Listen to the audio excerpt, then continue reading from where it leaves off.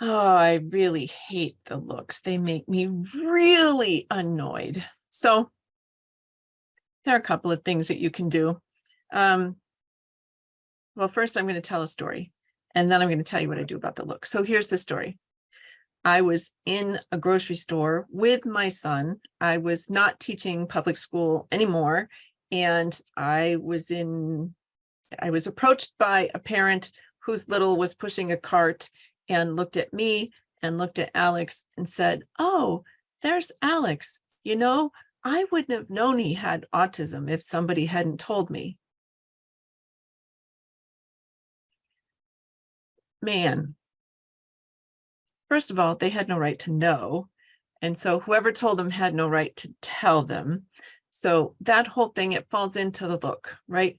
It isn't anybody's business. My son, go back to the picture of Alex, if you would, please, Thomas. Sure. Would you help me with that? That one there? Yeah. Alex looks autistic, and that's okay. He is. I know he is. He knows he is. People who look at him know that he is, but they don't need the look. They're just a human being like anybody else. And Thomas will tell you, because we were at a conference not too long ago, we met 4 fantastic children. 3 of them were neurodiverse, and 1 of them was neurotypical. By neurodiverse, I mean that they had disabilities and they looked very different than we do. But that doesn't mean that they don't have feelings. And one of them who is nonverbal. I was doing my little things that I do with kids who are nonverbal, and I was letting him know that he's a person and that I see you. That's what that says. I see you. They don't need the look. They need a look, a kind look, an invitational look. And when I had a chance to meet him later, he put his hand up, and that was his way of letting me know that he wanted to connect. And when I touched my hand to his mom had tears in her eyes. Nobody does that. Nobody reaches out. He doesn't reach out. He doesn't reach out because he doesn't feel welcomed.